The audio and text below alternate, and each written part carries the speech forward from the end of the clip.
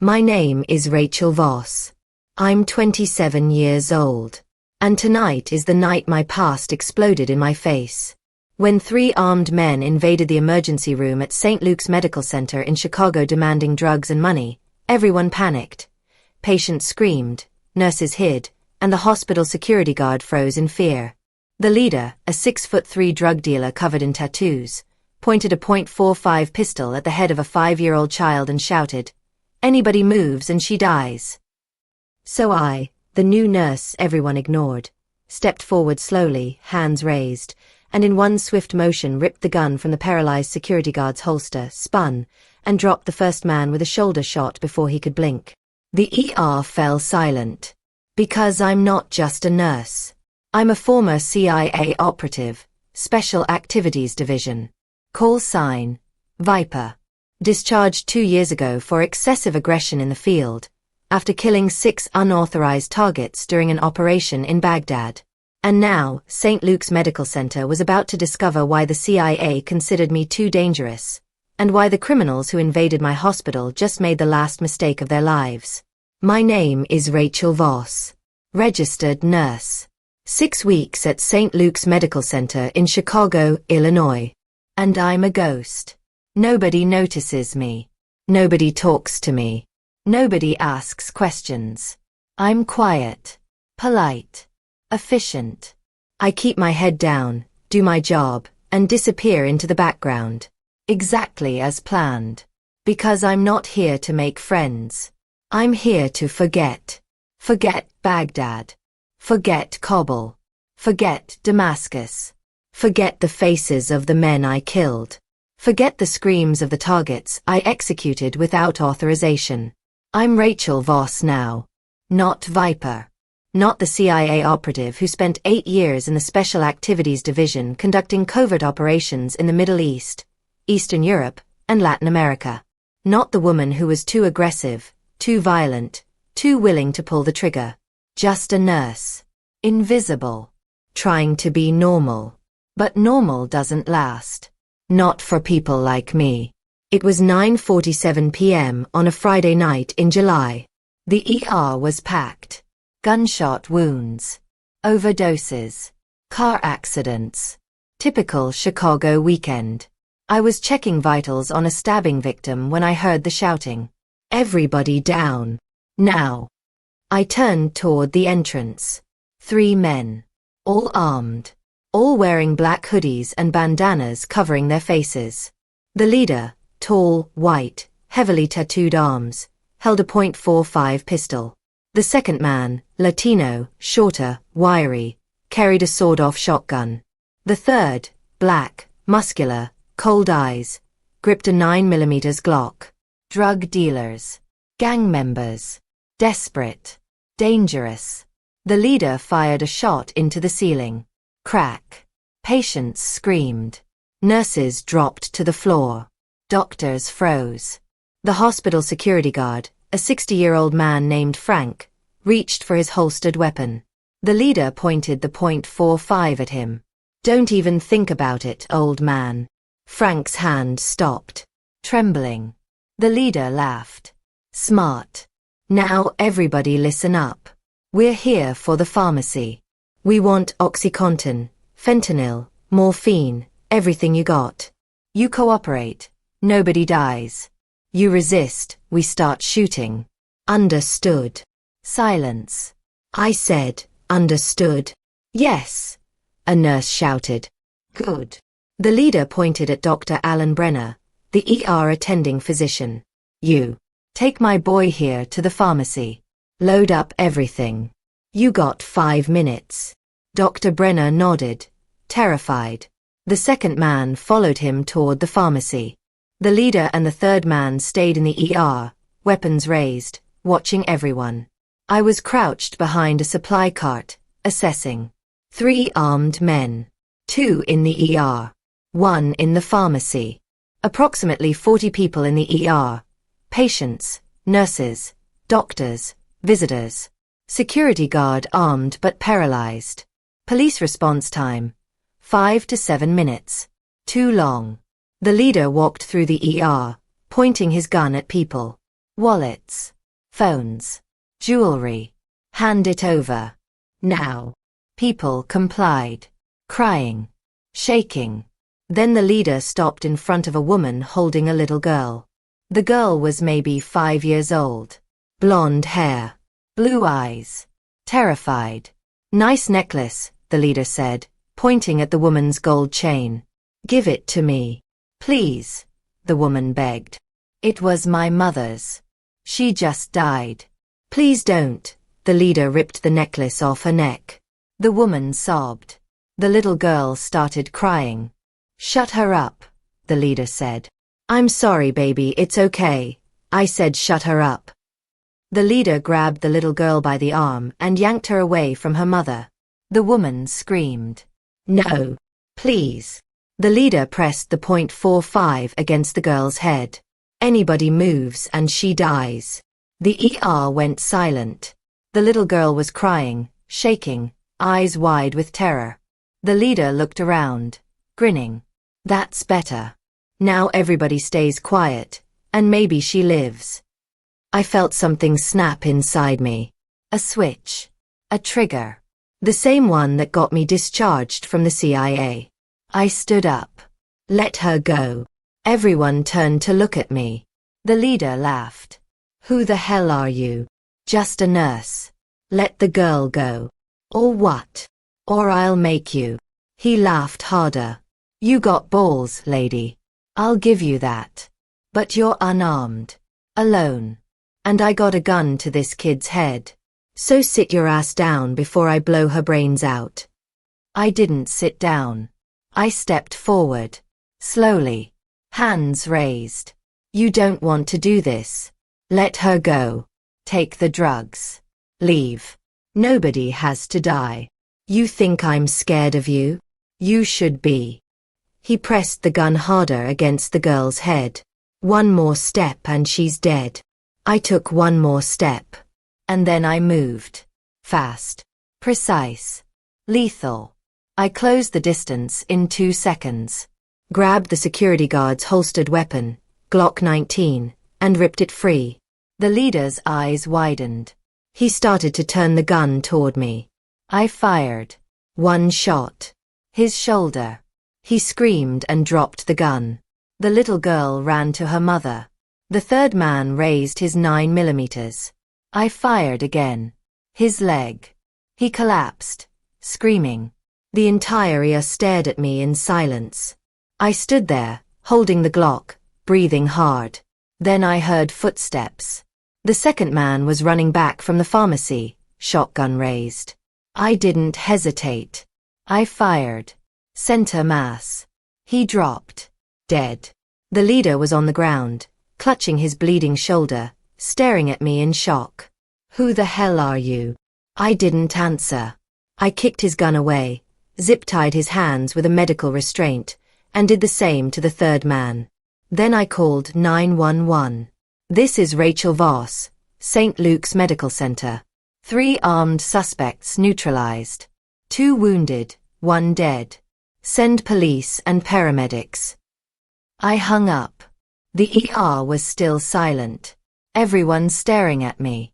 The little girl's mother was sobbing, holding her daughter. Thank you. Thank you. Thank you. I nodded. Then I heard sirens. Chicago PD arrived 3 minutes later. Tactical team. Weapons raised. Hands up. Drop the weapon. I complied. Placed the Glock on the ground. Raised my hands. Rachel Voss.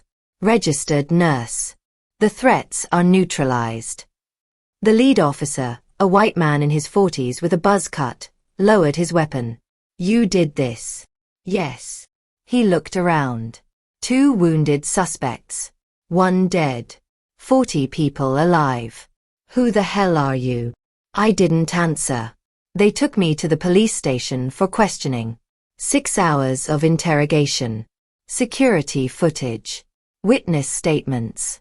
By the time they released me, the sun was rising over Chicago. Detective Maria Castillo met me at the exit. Latina, late 30s, sharp eyes. Ms. Voss, we need to talk, she said. About what?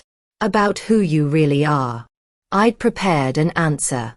A version of the truth. I was in the military. Special operations. Discharged 2 years ago. I became a nurse. That's it. Bullshit. I stopped. Excuse me. I pulled your file. Or tried to. It's classified. Redacted. Sealed by the federal government. Which means you weren't just military. You were intelligence. CIA, probably. I didn't respond. I also ran ballistics on the shots you fired. 3 shots. 3 hits. Perfect accuracy under extreme stress. That's not military training. That's something else. I did what I had to do to save lives. I'm not questioning that. You're a hero. But I need to know who you are. Because the man you killed? His name was Carlos Ruiz. Mid-level enforcer for the Latin Kings. And now the gang wants revenge. They've put a price on your head. $50,000. Dead or alive. My blood ran cold. How do you know? Because we intercepted chatter. The Kings are mobilizing. They're coming for you. And unless you tell me who you really are, I can't protect you. I thought about it. Then I made a decision. My name is Rachel Voss. Former CIA operative. Special Activities Division. Call sign, Viper. I spent 8 years conducting covert operations in hostile territories. I was discharged 2 years ago for excessive aggression in the field. What does that mean? It means I killed 6 targets without authorization during an operation in Baghdad. The CIA considered me too dangerous. Too willing to use lethal force. So they discharged me and buried my file.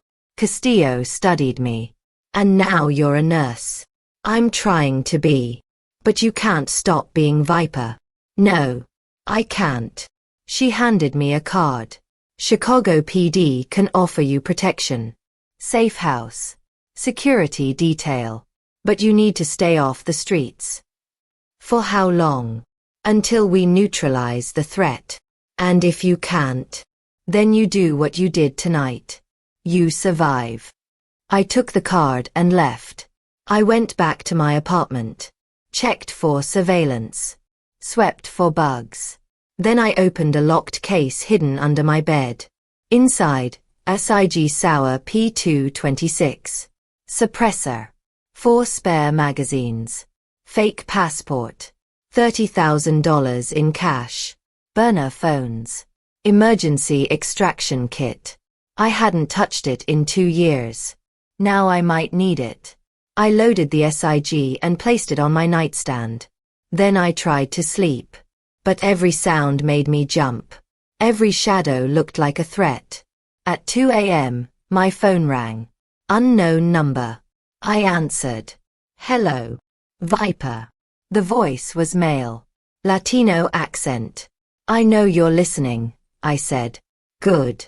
Then you know we're coming for you. You killed Carlos. Our brother. And now you pay. Bring it. We will. And when we do, you'll beg for mercy. I don't beg. He laughed. We'll see. He hung up. I didn't sleep. I spent the rest of the night preparing. Checking exits. Planning escape routes. Loading weapons. By dawn, I was ready. At 8 a.m., Detective Castillo called. We have a problem, she said. What kind?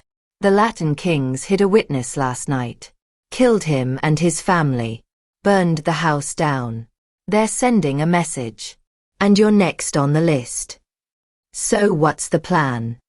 Safe house. South side. Isolated. Defensible. We'll have a tactical team watching. When the Kings come, we'll be ready. When do we move? Now.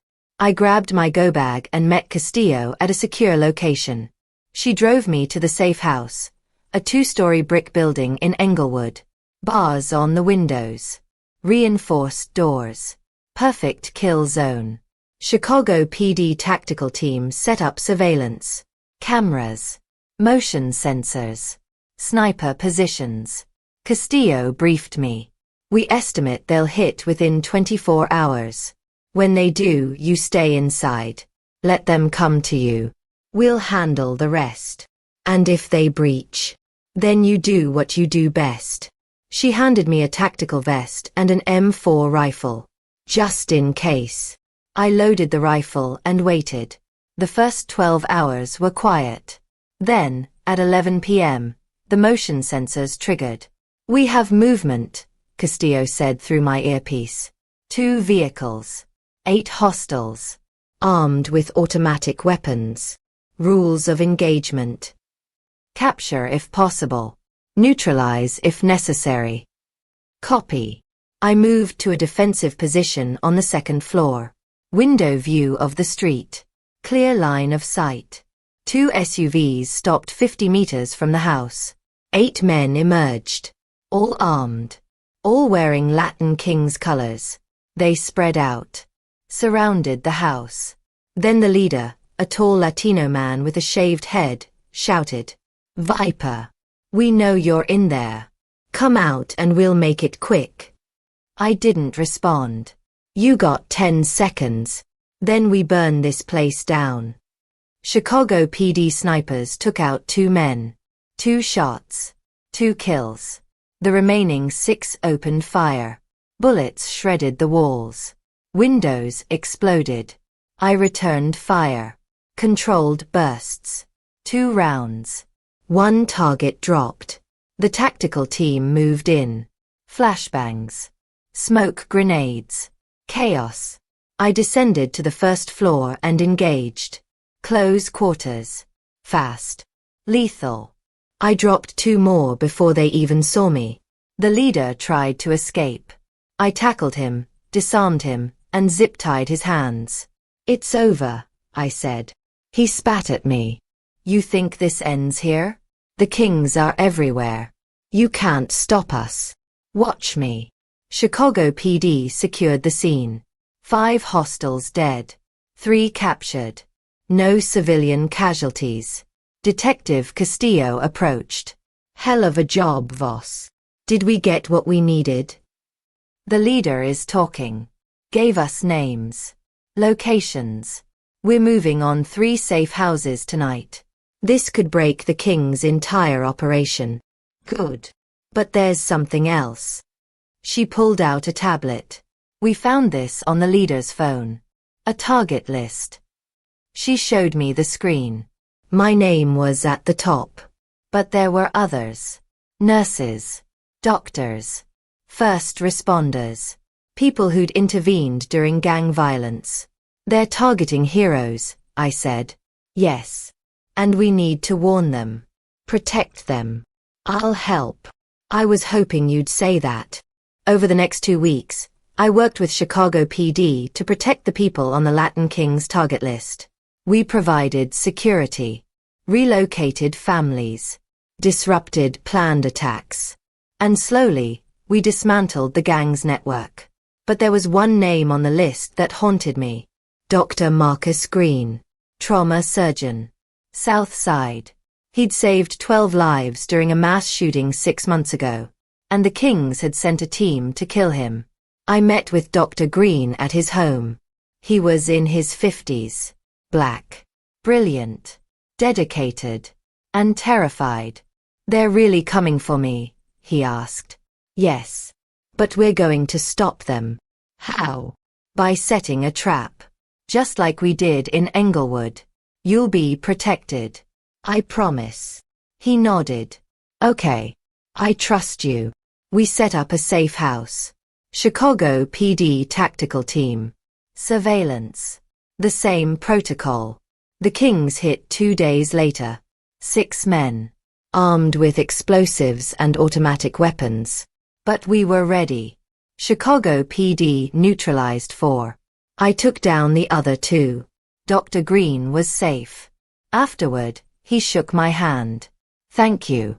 You saved my life." "Just doing my job." "No.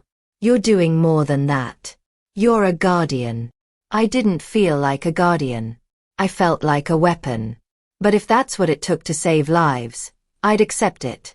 I returned to St. Luke's Medical Center, back to being a nurse. But everything had changed. The staff knew who I was now. The media called me the CIA nurse. Patients requested me. Doctors respected me. I was no longer invisible. And I wasn't sure how I felt about that. One night, I was finishing a shift when Detective Castillo called. "We have a problem," she said. "What kind?" "The Latin King's leader, the one we captured in Englewood, he escaped custody. Killed a guard. Disappeared." My blood ran cold. "How?" "Inside help. Someone in the system is working with the Kings. And we don't know who. So what do? We find him. Before he kills again. And I need your help." "Where do we start?" "Chicago. We have intel he's still in the city, planning something big. And we think he's targeting you. Let him come. Rachel, this isn't a game. He's a trained killer. And he's motivated. So am I. I spent the next week hunting, following leads, tracking movements. And then I found him. He was hiding in an abandoned warehouse in Pilsen. Alone. Armed. Waiting. I approached at midnight. Silent. He was sitting in the center of the warehouse, cleaning a rifle. "I knew you'd come," he said without looking up. "Then you know how this ends," I replied. He stood and faced me. "You think you've won. But you haven't. The Kings are bigger than me. Bigger than you. We'll never stop. Neither will I." He raised his rifle. I was faster. One shot. Center mass. He fell. I approached. Checked his pulse. Dead. I called Detective Castillo. "It's done." "Good. We'll clean it up. You should go home." "I am home." I hung up and walked out of the warehouse. The hunt was over. But I knew there would be others. There always were. Because evil doesn't rest. And neither do I. 3 months later, life had settled into a new rhythm. I was still a nurse at St. Luke's Medical Center. Still saving lives. But now I also consulted for Chicago PD. Training officers. Planning operations. Hunting threats. I'd found a balance. A purpose. One evening, I was leaving the hospital when I saw her. The little girl. The 5-year-old I'd saved during the armed robbery. She was with her mother, walking toward the entrance. She saw me and ran over. "It's you," she said, smiling. "The nurse who saved me." I knelt down. "Hi. How are you doing?" "Good. Mommy says you're a hero." "I'm just a nurse." "No. You're a superhero." Her mother approached. "Thank you," she said, tears in her eyes. "I never got to properly thank you. You saved my daughter's life. I'm just glad she's okay." "You're more than okay. You're a miracle." They left. I stood there, watching them go. And for the first time in years, I felt something I hadn't felt since leaving the CIA. Pride. Not in the killing. Not in the violence. But in the protection. In the lives saved. In the difference I'd made. That night, I went home and opened my laptop. I started writing. A training manual. For nurses. For first responders. For anyone who might face a crisis. Crisis response and active threat management. A guide for healthcare professionals. I worked on it for months. Consulted with experts. Refined protocols. And when it was finished, I published it. It became required reading for emergency response teams across Illinois. Hospitals started implementing the protocols. Lives were saved. And I realized something. I didn't have to choose between being Viper and being Rachel. I could be both. A warrior and a healer. A protector and a caregiver. 6 months later, Chicago PD offered me a permanent position. Tactical consultant. Special Operations Division. I accepted. I kept my nursing license. Worked shifts at St. Luke's when I could. But most of my time was spent training officers, planning operations, stopping threats. I led operations across Chicago, Englewood, Austin, North Lawndale. Everywhere gangs and criminals tried to strike, I was there. And slowly, we won. We dismantled networks, arrested leaders, prevented attacks. The threat didn't disappear. It never does. But we made a difference. One day, Detective Castillo called me into her office. "We have a situation," she said. "What kind?" "Federal. The FBI needs help with a case. Human trafficking ring. Operating across the Midwest. And they need someone with your skill set." "You want me to go undercover?" "Not exactly. They want you to lead a tactical team. Raid the operation. Rescue the victims." "When?" 72 hours. You'll be working with FBI Special Operations. Your call sign will be Viper. Just like old times. I smiled. Just like old times. I spent the next 3 days preparing, training, planning, briefing the team. On the day of the operation, we hit 5 locations simultaneously. Chicago, Milwaukee, Indianapolis, Detroit, St. Louis. The raids were brutal, dangerous. We breached safe houses, rescued victims, arrested traffickers. And when they resisted, we fought. I was Viper again. Fast, silent, lethal. We completed the mission. Rescued 83 victims. Arrested 47 traffickers. Dismantled the entire network. But we lost one officer. A good man. A hero. I attended his funeral. Honored his sacrifice. And I made a promise. I would never stop fighting. Never stop protecting. Never stop being Viper. Because that's who I am. A guardian. A warrior. A protector of the innocent. And I'll do whatever it takes to keep people safe. 2 years later, I was back in Chicago. Still working with the police. Still nursing at St. Luke's. Still hunting threats. But something had changed. I wasn't running from my past anymore. I'd embraced it. I was Viper. And I was Rachel. Both. Always. One night, I was working a shift in the ER when a young woman came in. Gunshot wound. Critical condition. I stabilized her. Performed emergency surgery. Saved her life. Afterward, she grabbed my hand. "Thank you," she whispered. "You're welcome. I know who you are. You're the CIA nurse. The one who stopped the armed robbery." "I'm just a nurse." "No. You're a hero. And you inspired me. I'm applying to the police academy. I want to be like you." I smiled. "Then be better than me. Be stronger. Be braver.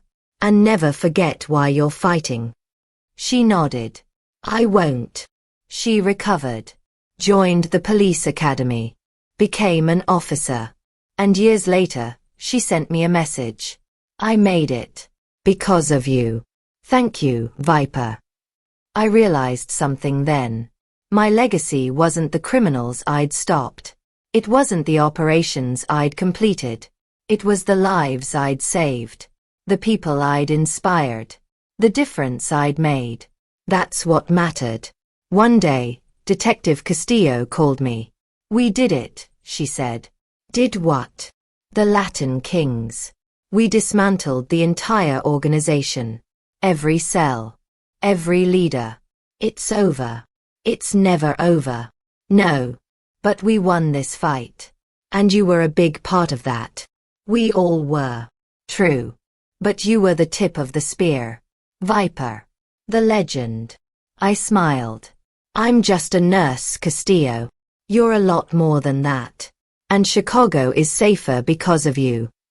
I hung up and looked around my apartment. Photos on the wall. Teammates. Patients. People I'd saved. people I'd lost. This was my life. Warrior, healer, protector. And I wouldn't change a thing. That night, I went to St. Luke's Medical Center, walked through the ER, checked on patients, talked to nurses, and I felt at peace. Because I'd found my purpose. I'm Rachel Voss. Call sign, Viper. Former CIA operative. Chicago PD tactical consultant. Nurse. And I'm exactly where I need to be. Protecting the innocent. Stopping evil. Saving lives. The hunt never ends. But I'm ready. Because I'm Viper. And Viper never quits. Never stops. Never fails. I walked out of the hospital into the Chicago night. The city lights stretched to the horizon. Somewhere out there, evil was planning, plotting, threatening. But I'd be ready. Because that's what I do. I protect. I fight. I save. And I'll never stop. Because I'm not just a nurse. I'm not just a CIA operative. I'm both. A warrior who heals. A healer who fights. And the world needs both. My phone buzzed. Emergency alert. Active shooter. Magnificent mile. Multiple casualties. I didn't hesitate. I grabbed my gear and ran. Because that's who I am. Rachel Voss. Viper. Guardian. Protector. And when evil strikes, I strike back. Harder. Faster. Stronger. The magnificent mile was chaos. Shoppers running. Screaming. Gunfire echoing through the streets. I arrived before the tactical team. Assessed the situation. One shooter. Male. White. Mid-30s. AR-15 rifle. Tactical vest. Moving through the crowd. Firing indiscriminately. 7 people down. More wounded. I moved through the panic. Silent. Focused. I flanked him. Used the crowd as cover. He was reloading. I closed the distance. 20 meters. 15. 10. He saw me. Raised the rifle. I was faster. I drew my SIG Sauer and fired. 2 shots. Center mass. He dropped. The rifle clattered to the ground. I kicked it away. Checked his pulse. Dead. The crowd stared at me in silence. Then someone started clapping. Then another. Then everyone. I didn't feel like a hero. I felt like I'd done my job. Chicago PD arrived. Secured the scene. Detective Castillo found me. "You just can't help yourself, can you?" she said. "Someone had to stop him. And you did. Again. You're becoming a legend, Voss. I'm just doing what needs to be done." "No. You're doing what most people can't. And that makes you extraordinary." I didn't respond. That night, I went home. Cleaned my weapon. Wrote my report. And tried to sleep. But the nightmares came. They always did. Baghdad. Kabul. Damascus. The faces of the men I'd killed. The screams of the innocent the first couldn't save. I woke up at 3 a.m., drenched in sweat. I went to the bathroom. Splashed water on my face. Looked at myself in the mirror. Who was I? Rachel Voss?